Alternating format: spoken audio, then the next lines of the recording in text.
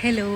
അപ്പോൾ ഞാനിന്ന് ഓണസദ്യ സ്പെഷ്യലായിട്ടുള്ള മാങ്ങച്ചാറ്, ഇൻസ്റ്റൻ്റായിട്ട് ഉണ്ടാക്കുന്ന മാങ്ങച്ചാറ്, നമ്മൾ എല്ലായിടത്തും ഉണ്ടാക്കുന്ന മാങ്ങച്ചാറല്ല, ഇൻസ്റ്റൻ്റായിട്ട് നമുക്ക് ഉണ്ടാക്കാൻ പറ്റുന്ന മാങ്ങച്ചാറിൻ്റെ റെസിപ്പി ആയിട്ടാണ് വന്നിരിക്കുന്നത്. അപ്പോൾ അതിനായിട്ട് ഞാൻ ഒരു മാങ്ങയാണ് എടുത്തിട്ടുള്ളത്, ഒരു മാങ്ങയുടെ അളവിലാണ് കാണിക്കുന്നത്. അപ്പോൾ അതിനകത്തേക്ക് ഞാൻ മാങ്ങ ചെറുതായിട്ട് കട്ട് ചെയ്തത് ഒരു ബൗളിലേക്ക് ഇട്ട് കൊടുത്തതിന് ശേഷം അതിനകത്തേക്ക് 2 ടേബിൾ സ്പൂണും ഉപ്പ് ആഡ് ചെയ്ത് കൊടുത്തിട്ടുണ്ട്.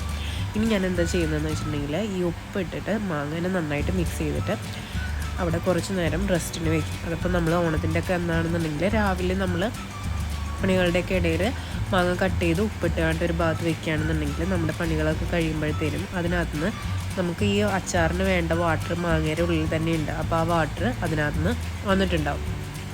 അപ്പോൾ ഒരു 2 മണിക്കൂർ കഴിയുമ്പോൾ അതിനകത്തേക്ക് ആവശ്യമുള്ള പൊടികൾ ചേർത്ത് കൊടുത്ത് നമുക്ക് ഫിനിഷ് ചെയ്യാൻ പറ്റും. അപ്പോൾ ഞാൻ ഇതിനകത്തേക്ക് ആവശ്യമായിട്ടുള്ള 2 ടീസ്പൂൺ മുളക് പൊടി ആഡ് ചെയ്ത് കൊടുത്തിട്ടുണ്ട്. അതുപോലെ തന്നെ ഒരു 3 എരിവുള്ള പച്ചമുളകും ചെറുതായിട്ട് കട്ട് ചെയ്തതും ആവശ്യത്തിന് കറിവേപ്പില ചെറുതായി കട്ട് ചെയ്തത് ആഡ് ചെയ്ത് കൊടുത്തിട്ടുണ്ട്.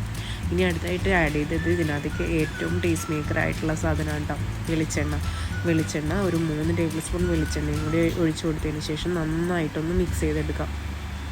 ഇപ്പോൾ ഈ സമയത്തൊരു നല്ല മണം വരും കേട്ടോ. വെളിച്ചെണ്ണയും പച്ചമുളകും വേപ്പിലയും ആ മാങ്ങയും ഉപ്പും കൂടി മിക്സ് ചെയ്യുമ്പോഴുള്ള ഒരു അസൽ മണം കേട്ടോ.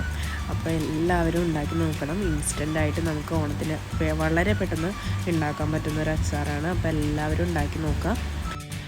അപ്പോൾ എനിക്ക് എരിവ് കുറവാണെന്ന് തോന്നിയപ്പോൾ ഞാൻ ഇതിനകത്തേക്ക് 1 ടീസ്പൂൺ കൂടി മുളക് പൊടി ആഡ് ചെയ്ത് കൊടുത്തിട്ടുണ്ട്. അതിനുശേഷം നന്നായിട്ട് മിക്സ് ചെയ്ത് കൊടുക്കുക കേട്ടോ.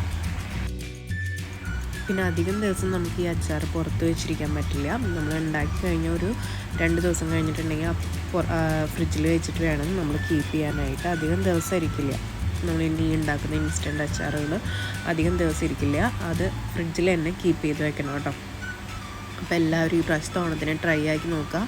നമ്മുടെ വീഡിയോസ് എല്ലാം ഇഷ്ടപ്പെടുന്നുണ്ടെങ്കിൽ ലൈക്ക് ചെയ്യാനും ഷെയർ ചെയ്യാനും സബ്സ്ക്രൈബ് ചെയ്യാനും മറക്കരുത്. ചാനൽ സബ്സ്ക്രൈബ് ചെയ്യുന്നതിനോടൊപ്പം തന്നെ തൊട്ടടുത്തുള്ള ബെല്ലൈക്കൺ കൂടി ഒന്ന് പ്രസ് ചെയ്യാം കേട്ടോ. അപ്പോൾ അടുത്ത വീഡിയോ ആയിട്ട് വരുന്നവരെ ബൈ ഫ്രം M4 Foodie.